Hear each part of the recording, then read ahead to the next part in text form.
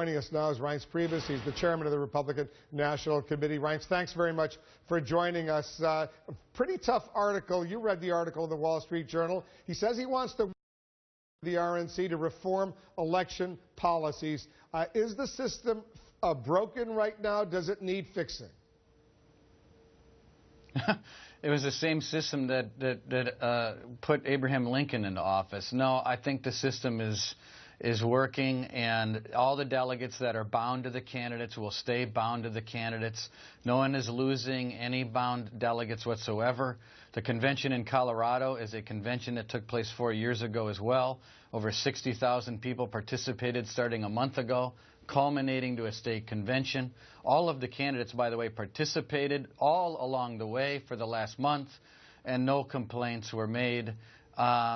This is the way that the parties, and the Democrats do it in a similar way, choose their nominees. The delegates are empowered by the voters, but the delegates on the floor choose the nominee of the party after being empowered by the voters. This is a very normal system that we've been using for many years. And by the way, if anyone wants to reform the system, they can do so on the Rules Committee, because every 4 years the Rules Committee gets together and they write the rules for the nomination of for our party. So that's who decides the system. It's not the RNC that writes the rules to determine the system.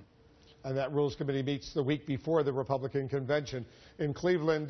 Trump's campaign manager, Corey Lewandowski, he echoed Trump's arguments that the system is rigged. Listen to what he said on CNN's New Day earlier today.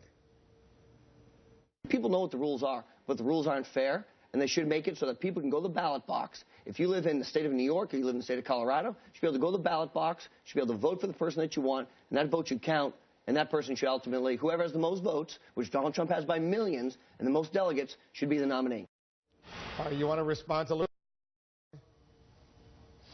Well, yeah, I mean, there's a lot of people that like open primaries to choose our nominee. There's a lot of states that use the primary system. Wisconsin uses a primary system. I like primaries. Some people like caucuses. There's a few states that do conventions. It's up to the individual states. It's their delegate election. Each state has a delegate election, and the state writes the rules for that delegate election. And in some states, it's how Corey put forth, but in other places, it's different. And the campaigns have to learn the rules and execute on the rules. This is the nomination for the Republican Party. The Republican Party writes the rules of the nomination procedure for its own party. I'm going to be speaking a little bit later with Debbie Wasserman Schultz, the chair of the Democratic National Committee. She said some pretty tough words. She said the Republicans right now, these are her words, are in a Civil War food fight, and they're blowing themselves to smithereens. You want to react to what your counterpart on the Democratic side had to say? Well, honestly, I think she, ought to look in the mirror. Look, we're going to get together. We're going to be unified in Cleveland. I know there's drama. I know there's going to be work to do. I get it. I'm not, oblivious to the world that I live in. But look, I mean, you saw the debate last night, front and center, Wolf. I mean, they were gouging each other's eyes out. Comey, the FBI director, is interviewing and immunizing employees and potentially preparing for charging papers. I really don't think Debbie Wasserman Schultz has a whole lot of room to talk. Who do you worry about more facing the Republican nominee, whoever that nominee might turn out to be, Hillary Clinton or Bernie Sanders? Oh, I'm much more comfortable, and I think everyone that analyzes this knows that Hillary Clinton's in the ditch. We don't know how far in the ditch she's going to go. But she's not doing well. She's not even winning. And, she's lost 7 out of 8 contests, I believe. Maybe it's 8 out of 9. So she's not winning.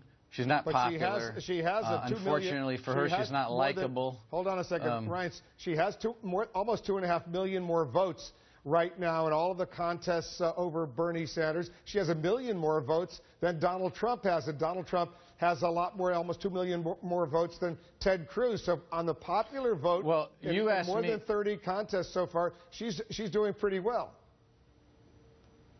But you asked me who would be better to run against, and I'm telling you I'd rather run against Hillary Clinton because she's defined, she's not liked, and in a popular cultural vote in America, that's a really important question, and she doesn't do well on that question, and I don't know what's going to happen with the FBI. So put her unpopularity together with another unknown that could make it even harder for her. I would rather run against Hillary Clinton. I'm just answering your question. All right. That's interesting that you fear Bernie Sanders more than you fear Hillary Clinton. That's the bottom line, right? I don't really fear either of them. I don't fear either of them. I think after 8 years of Obama, I think this is our year, but we have to work hard. I know that, and we've got work to do, but we're going to do that work so that we can win. Interesting. All right. Reince Priebus, the chairman of the Republican National Committee, thank you very much.